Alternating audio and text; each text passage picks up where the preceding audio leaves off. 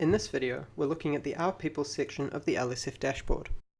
Our People compares well-being of different groups of New Zealanders with others, and explores the ways in which well-being in one domain is associated with well-being in other domains.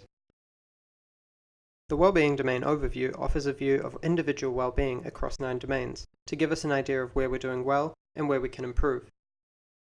The data here were collected from survey responses from the General Social Survey, for which respondents were asked to evaluate their own well-being in a number of different domains.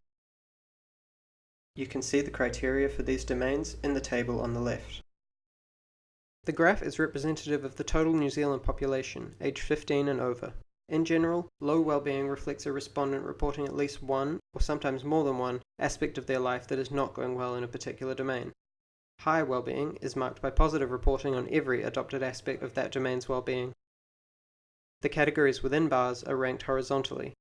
Low is shown in yellow on the left, medium is shown in green in the middle, and high is shown in blue on the right. You can hover over any of the bars in the graph to see the distribution of values within that bar. You can add, remove, or isolate certain categories by clicking on them in the key at the bottom of the graph. In the population group comparison, we can see how different segments of the population compare to one another in different domains of well-being. We use spider graphs to measure the relationship between the characteristics and well-being domains of groups of New Zealanders. Each spider graph is comprised of 3 strands, which represent low well-being, high well-being, and the rest of the population. We read the spider graph by taking note of the shape of the blue and yellow strands relative to the rest of the population. If the blue shape is larger in places than the grey shape, the selected population group is likely to have better well-being across those domains than the rest of the population. If the yellow shape is bigger, they are likely to have lower well-being. Note that many of the shapes weave in and out of one another in places, as segments of the population perform better or worse on different indicators of well-being. Comparing different segments of the population can help us to pinpoint which segments are doing better or worse than average in each of these domains of well-being. This can be extremely useful for targeting aspects of policy to segments of the population that have more to gain. You can switch between spider graphs and horizontal bar graphs in this section, depending on your preference.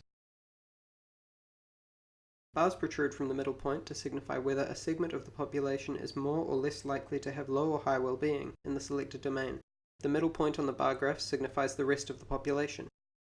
A yellow bar protruding out the left side would signify that the population group is less likely to have low well-being than the rest of the population. A yellow bar protruding out the right side would signify that the population group is more likely to have low well-being. The Domain Comparison section looks at the extent to which people's well-being in a particular domain coincides with well-being in other domains. We display this using heat maps. On both heat maps, high well-being is displayed in blue, and low well-being is displayed in orange. The map for low well-being is mostly orange, and the map for high well-being is mostly blue. At a glance, this tells us that there are high levels of correlation between almost all measures of well-being. Generally, if a person has low well-being in some areas, it's likely that they have low well-being in other areas. The same is true for high well-being. Darker shades and larger numbers show stronger relationships between domains. In some cases, we see negative correlations within the heat maps. Here we can see that knowledge and skills is negatively correlated with social connections.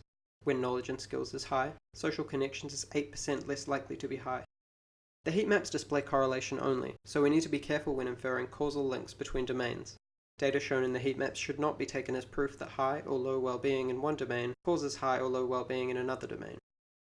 Thank you for watching this short video. For more information on how to use the LSF dashboard, please see the quick guides.